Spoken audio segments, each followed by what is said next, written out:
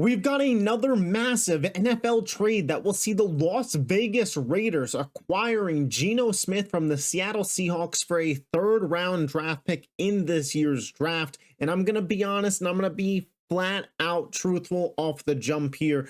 This trade to me doesn't make sense for either of these two football teams if we are being completely honest at this point in time. For Seattle, let's start there. This team is moving off of Geno Smith. I don't really know why, because all the reports that are coming out following this are that their plan is to target Sam Darnold. And I don't know if Sam Darnold at this point in time is actually a better quarterback than Geno Smith. I think he may have been in a better situation last year with Kevin O'Connell as his offensive coordinator and the weapons of Justin Jefferson, Jordan Addison, TJ Hawkinson, and Aaron Jones. Not that DK Metcalf and JSN are slouches, but at the end of the day, I think we could all acknowledge Sam Darnold was in a better situation in terms of his team was overall better, but his offense, especially in terms of Kevin O'Connell calling plays, was a better situation to succeed in than what Geno Smith had, especially when you start factoring in offensive lines. The list goes on. Now, I'm not saying that Geno Smith's a perfect quarterback, but my assumption is him and Darnold are on a similar tier set here. Moving off of Geno to go into Darnold when Geno wasn't getting the job done really is a question mark for me, especially when you start to factor in how much is the Darnold contract going to be? Because Geno Smith's on the cap hit for $25 million going into next year, whereas you think that Darnold is going to be at least making north of 30, potentially north of $40 million. This is a very suspect move, and Seattle's in a weird spot right now. They're releasing Tyler Lockett. DK Metcalf has requested a trade, yet they're positioning themselves to go after Sam Darnold. I just don't understand the direction of this franchise right now, if I'm being completely honest. And then from the Raiders' perspective, this is kind of the meat and bones that I want to hop into here, because Seattle just really confuses me, and we'll talk about them more if they do make the Darnold move. But personally, if I was Seattle, I'd move off of DK and kind of just enter a full retool, because I think in 2 to 3 years when Stafford retires, McCaffrey retires, Trent Williams retires, like the NFC West could be yours for the taking. I wouldn't commit a lot of money to Sam Darnold, but I digress. We could talk about that when Seattle does it. For the Raiders, Geno Smith coming in here, last year of his deal, you figure this is a bridge quarterback situation. Maybe there'll be an extension in place. Maybe there's an extension in place as you're seeing this. I'm going to check my phone here, just kind of keep up to date here. But at the end of the day, I don't think that there is. Yeah, Geno Smith is expected to get a new deal in Las Vegas for $40 to $45 million a year. Okay. Here's my thing. If you are the Las Vegas Raiders, the Las Vegas Raiders are clearly making let's compete, let's try to win football game moves, making Max Crosby the highest paid defensive end in football. You know, that's a guy who deserved that type of contract. This is a team that is positioning themselves as we head into free agency in the NFL draft. Pete Carroll brought in, now trading for and potentially extending Geno Smith. This is a team that wants to win football games. My main concern here is Geno Smith might be the fourth best quarterback in this AFC West division. Certainly not better than Mahomes, certainly not better than Justin Herbert. And as it stands right now, personally, in a 1-year season, I'd take Bo Nix, but I think certainly, even if you're an unbiased or a biased Raiders fan, you have to acknowledge that in terms of future trajectory and the amount of money that these guys are on the books for, Bo Nix is a better future asset and contract at this point. So if you are Vegas going in on this current team with Geno at quarterback, what truly is your ceiling? Are you setting yourself up to be able to not just compete for Super Bowls? Can you even compete for this division?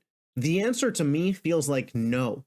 I would have personally much rather taken a shot on a quarterback later in this draft, like a Jackson Dart or even a Jalen Milroe, who has the athletic abilities, if he gets that accuracy down, to be a real game changer and to be a one-of-one player. For me, Geno Smith is a fine bridge quarterback and is a fine starter in the NFL, but at the end of the day, this move doesn't move the needle for me. Now you could say, Dylan, this is the Las Vegas Raiders just trying to set a good foundation, a good culture up. Geno is a guy who can get the ball to Brock Bowers and can get the ball to a Jacoby Myers. If they draft a wide receiver, if they take Ted McMillan, if they bring in Ashton Gent, it's an offense that'll be able to move the ball. And I think that that's a fair argument. I think that if you were saying the Raiders did this move simply to set themselves up to just have a competent offense and be able to compete in football games and just kind of boost the morale of this team, show that under Pete Carroll, it's not going to be a losing culture, give yourself opportunities,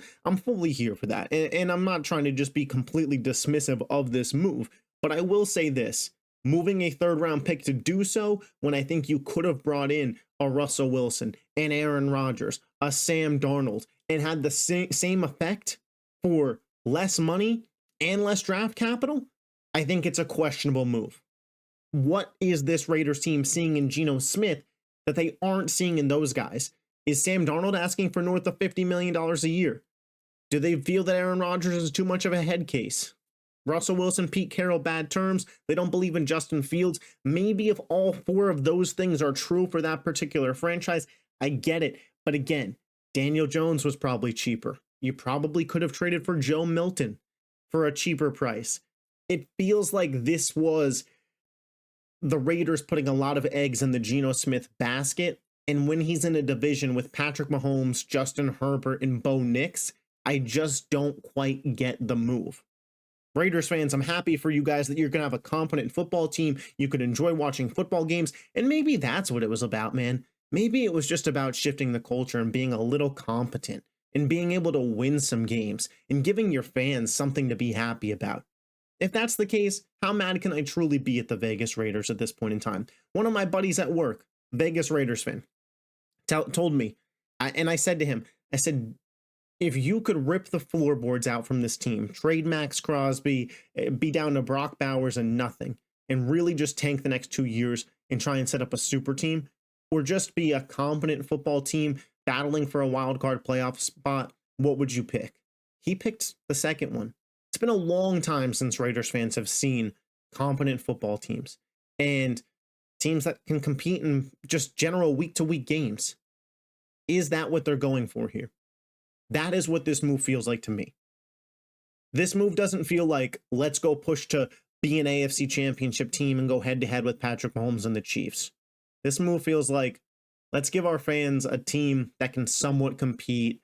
Geno's a good guy. Give him the extension. Maybe they bring in a Chris Godwin who used to play with Tom Brady, and all of a sudden your offense is Brock Bowers, Godwin, Jacoby Myers. You could draft Ashton Genty at pick 6 if you really want him and have a fun offense. Have Max Crosby and Christian Wilkins on the defensive side. Try and develop a secondary and get into the playoffs. Ultimately, that feels like the ceiling of this team after this move, but I thought that the Max Crosby extension was a sneaky, hey, we're looking to win right now. If we weren't looking to win right now, we would have taken the first round pick we could have gotten for this guy. And ultimately, the Raiders followed through there. And they are now in, hey, let's win now and let's compete spot. Would I have made these moves? Probably not. My philosophy has always been, if you can't compete for Super Bowls, you should be competing for the first overall pick. I don't want to be that mid-level team.